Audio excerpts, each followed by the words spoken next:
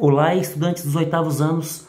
Teremos agora, nessa sexta-feira, a nossa segunda aula de História.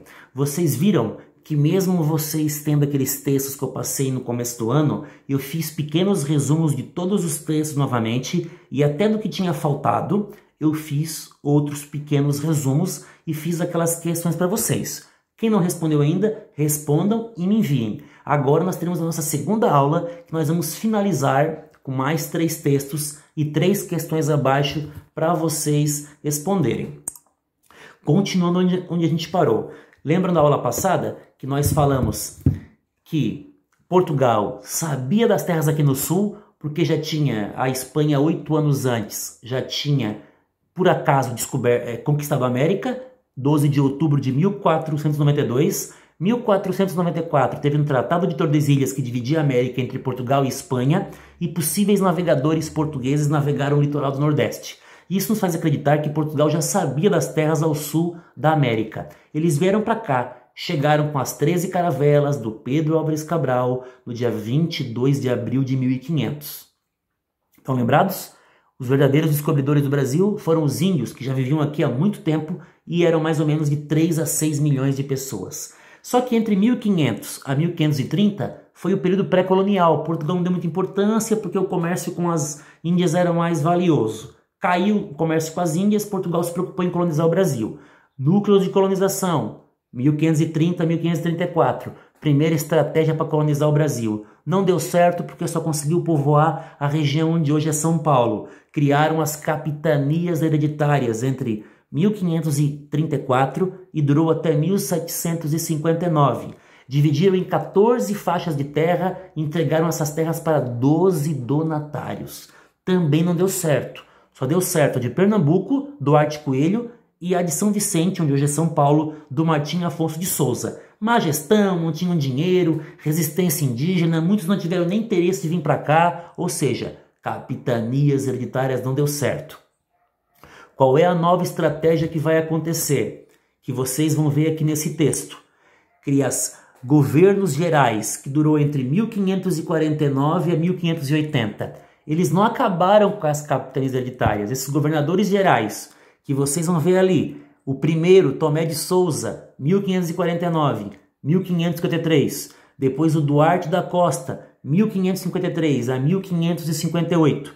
Depois veio o Mendes Sá, durou mais tempo, 1558 a 1572, vieram aqui que era para centralizar o poder dos capitães donatários na mão deles. O governador-geral ele vai centralizar o poder, ele vai vir para cá para meio que gerenciar, comandar a gestão das capitanias hereditárias. Os capitães donatários vão ter que prestar conta para o governador-geral. Vai ter alguns atritos, obviamente que vão acontecer, mas esse é o objetivo.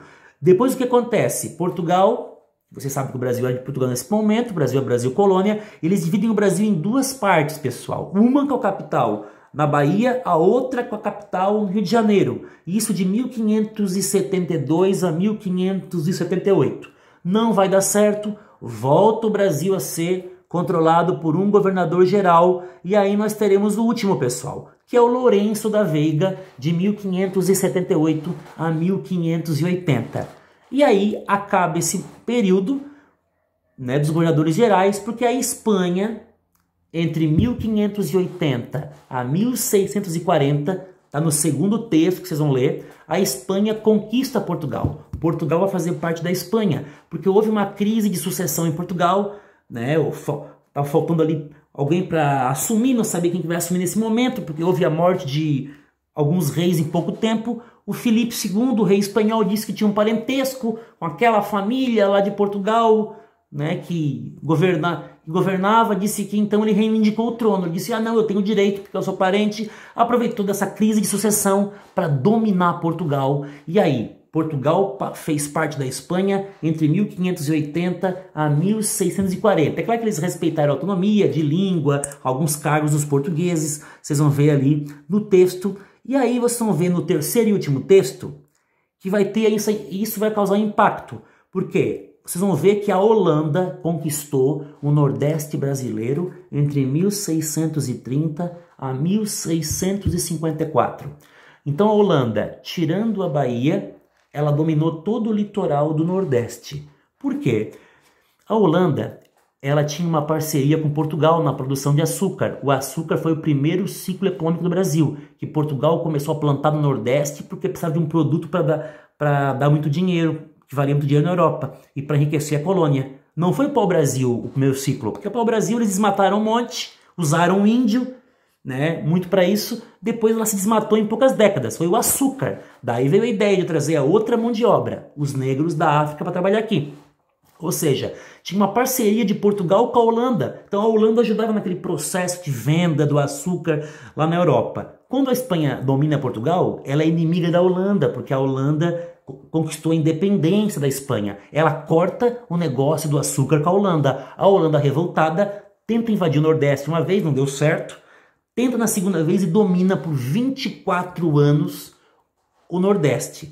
Vocês têm que lembrar também que a França, vai falar no texto, também dominou em algumas regiões do Brasil. Por exemplo, os franceses dominaram onde hoje é o Rio de Janeiro entre 1555 a 1567 e também São Luís do Maranhão, a única capital brasileira de um estado brasileiro que foi os franceses que fundaram entre 1612 a 1615. Os portugueses expulsaram os franceses. Assim como também depois de 24 anos vão expulsar os holandeses. Ali vai falar do Maurício de Nassau, que era um governante da Holanda, que administrava o Brasil. No começo os brasileiros gostaram, eles fizeram melhorias urbanas, deram crédito para os produtores de açúcar, eles respeitaram a diferença religiosa, porque os holandeses eram protestantes evangélicos, os brasileiros católicos.